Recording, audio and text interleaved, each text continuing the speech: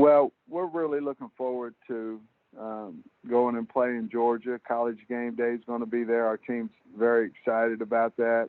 I'm excited to get back and see my friends there on the coaching staff. Personally, it'll be very honoring for me to go back to Georgia. And we are very excited. However, we know that they've got an outstanding football team, and we're looking forward to going over there. Coach, we'll start you off with Bob Holt of the Arkansas Democrat-Gazette. Hey, Sam. How you doing today? Hey, Bob. I was looking at the stats. Georgia's outscored their opponents in the first three quarters 154-6. So obviously nobody's getting to the fourth quarter in the game. What's your take on that stat, just how they just kind of destroy people before you get to the fourth quarter? Well, they're an outstanding football team, one. Two, they're able to play a lot of players and develop them because they have been so dominant in the early parts of the game.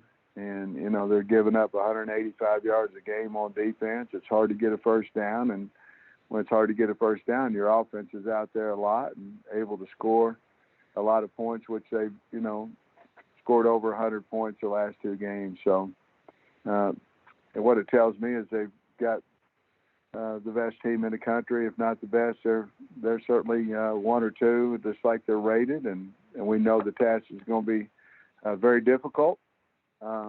Because we understand what kind of players they have, what kind of coaching staff they have. Okay. Thank you. Mm-hmm. Next, we'll go to Anthony Dasher of Rivals.com.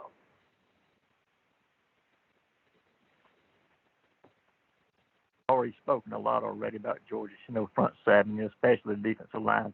But was wondering, considering you saw most of these guys every day in practice while you were in Athens, what jumps out to you about the improvement they made between then and now as your team prepares to face them on Saturday? Well, they've always played extremely hard, but it seems like this year that they're playing with so much confidence, and they're running to the ball. That's a staple of Dan Lanning, Kirby Smart, how Georgia plays. But they have just outstanding talent, a very physical, very big defense, and everybody over there, all 11 of them, can really, really run. And I think more importantly than the most important factor is they're playing so well together. They're playing so good team defense. So, I mean, the stats don't lie, and they're kicking a lot of butt right now. Thanks, sir.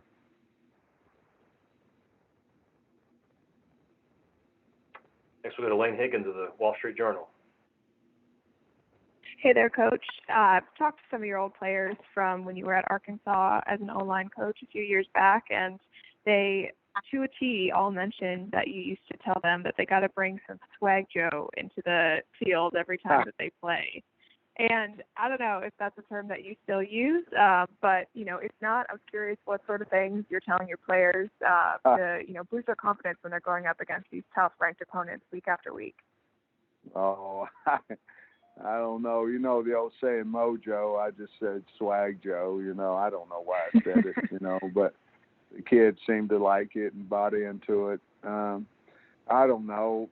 I don't think I have any phrases, but it seems like the state of Arkansas grabs on to basically anything I say right now. But we're just trying to motivate them in practice, the importance of practice, and certainly trying to build our confidence up. We went through a lot of our kids went through a lot of years where, we didn't win an SEC game and things of that nature. So the biggest thing here was to build them up and let them know that we thought they were good players and that we believed in them.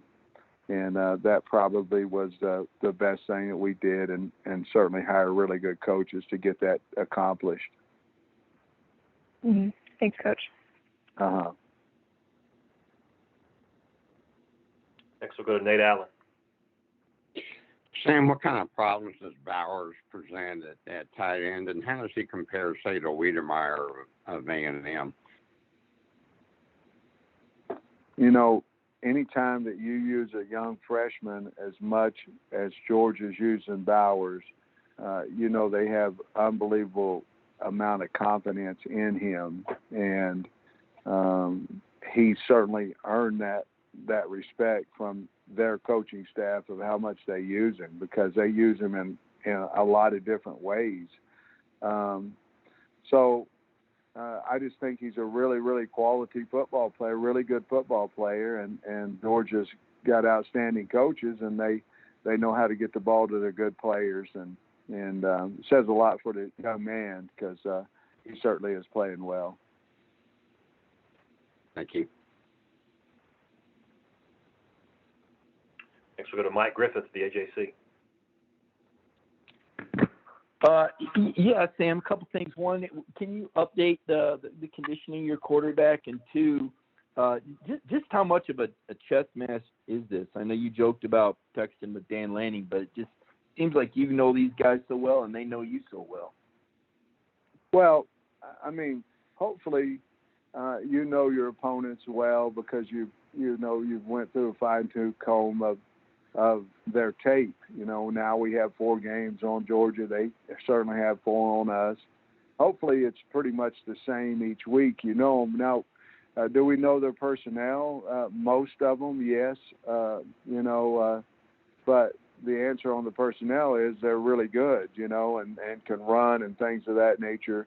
You know, I did text Dan, and, you know, Dan's a great friend of mine and all that, but at the same time, you know, we all have jobs to do, and I don't want to disappoint the Georgia fans and not bring a really good football team into their stadium. You know, I think they have respect for me, and I certainly do for them, and I want to bring a good football team in there. So you do the best you possibly can each week, even though your heart has a lot of friends and a lot of respect for the coaching staff and certainly their players. And KJ? I didn't answer it. Okay.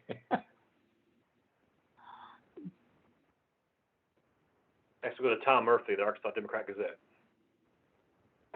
Hey, Sam, from a schematic standpoint, what are the keys to getting traction against the Georgia defense? Can you go power to power with them? You got to try to outflank them. What do you do? Well, I'll know a little bit more about that about 3 hours after the game starts. We've got a plan of how to try to get it done. You know, there's not a weakness. You're trying to find one, and there's not a weakness. So the bottom line, the only way I know how to do it is tape up, strap up, and go out there and do what we do best and see if it works. Because there's not a guy that you're going, you know what, we're going to pick on this guy. We're going to try to roll and try to flood this zone because they don't have the speed to cover it. There's not any of those things. And so what you do is you go back and go, you know what, let's do what we do best. Let's don't change a whole lot of things. Let's do what we do best and see if it'll work against probably the best defense in the country. Yeah, and from a signaling standpoint, how comfortable do you think you guys are? Because this will be the first time it's the full against you crowd that you've gone up against. Oh, we'll be fine. I mean, that part of it, you know, we had a problem on 3rd and 1 on the goal line last week, but it was a little bit different cadence that we used. We certainly probably needed to work on it more. Cost us those 5 yards. But other than that, I thought we handled half of the crowd obviously well. We know that's going to be, I know Coach Smart is encouraging Georgia to get in there and be loud, you know, at the early game. And they never let him down before. They won't this week. We know it's going to be an unbelievable atmosphere. And it should be very exciting. I don't think that hopefully the noise won't be as big a factor as possibly it could be if we weren't well prepared for it.